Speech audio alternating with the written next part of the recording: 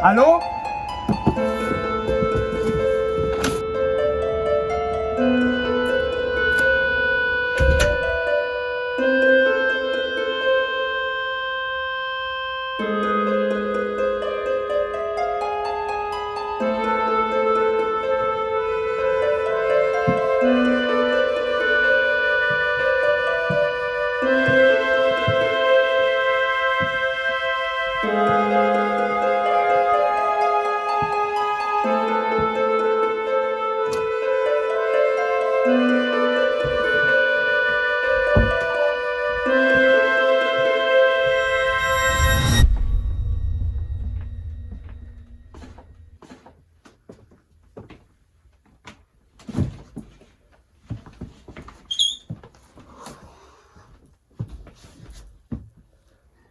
La série Halloween par John Carpenter est un classique qui devrait être visionné par toute fanatique de cinéma en général.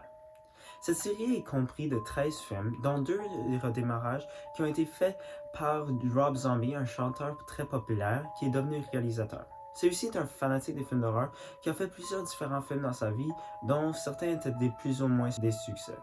En 2018, David Gordon Green a donné à cette série un second souffle avec son film Halloween. Après, 2 autres films sont venus s'ajouter à la série.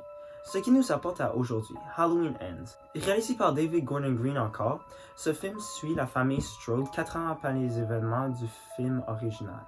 Laurie écrit un vie à propos de sa vie, tandis que Allison, sa petite fille, tombe en amour avec un jeune qui s'appelle Corey Cunningham. L'histoire de Corey Cunningham est qu'il a tué accidentellement un jeune en le poussant au bas des escaliers lorsqu'il le gardait. Corey se fait rejeter par la société, ce qui leur apporte à faire équipe avec Michael Myers comme une équipe de tueurs. En toute vérité, je trouve que ce film est une fin pitoyable à une série qui a prouvé de si grande influence sur le genre. Je vais prouver ceci grâce aux personnages et au manque d'une thématique sérieuse au film. Premièrement, les personnages sont incroyablement dérivés de d'autres films, clichés et stéréotypes. Par exemple, Corey Cunningham est un des plus grands stéréotypes que j'ai vus au monde dans le monde du cinéma. Corey Cunningham était un jeune gentil, mais qui s'est fait intimider et exclu par la société à cause de son accident avec le jeune. Après ceci, il est devenu arrogant et impoli. Ceci a été déjà vu dans le monde du cinéma plusieurs fois, comme avec Anakin Skywalker dans la série de Star Wars. Ensuite, parlons des intimidateurs. Les intimidateurs sont les plus clichés que j'ai vus de toute ma vie.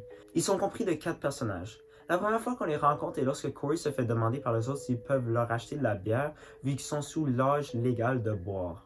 Corey refuse et les jeunes se réalisent rapidement qui Corey est et de son accident qui lui est arrivé avec le jeune. Ils s'apprêtent à le battre, mais Laurie Strode le sauve lui et nous sauve de notre minute insupportable de ces personnages. Ces personnages ressemblent à Draco Malfoy de Harry Potter et à Buzz de Home Alone. Tout ceci pour dire que les personnages dans ce film sont dérivés de d'autres films. Ils sont clichés et des stéréotypes incroyablement insupportables. Le film souffre malheureusement d'un manque de direction lorsque ça vient à son genre. Dans la première moitié, le film est romantique grâce à la romance de Allison et de Corey. Et c'est un bon film romantique en toute honnêteté, mais après cela vient l'horreur. Et tous ces moments violents et de mutilation semblent un peu inutiles et cheap, comme juste là pour choquer l'audience. Par exemple, Corey tue un chef de radio qui lui a été impoli avec au début du film pour se venger. Il lui coupe la langue. Ces effets sont incroyables et je félicite l'équipe des effets spéciaux, mais ceci semble un peu inutile après que la moitié du film a déjà été simplement de la romance. Si la violence ferait qu'un film soit bon, les films Strauss gagneraient tous des Oscars. Tout ceci pour dire que le film manque d'une thématique qui reste la même. Pour conclure, je trouve que le film Halloween Ends est une fin pitoyable à une série de films qui a prouvé de telles influences sur le genre des films d'horreur. Il y a un manque de thématiques sérieuses et un genre concret dans le film, et les personnages sont incroyablement stéréotypés et clichés. J'espère que d'autres films classiques comme Texas Chainsaw Massacre auront une meilleure fin que celui-ci. Et... Non, non, non, s'il te plaît!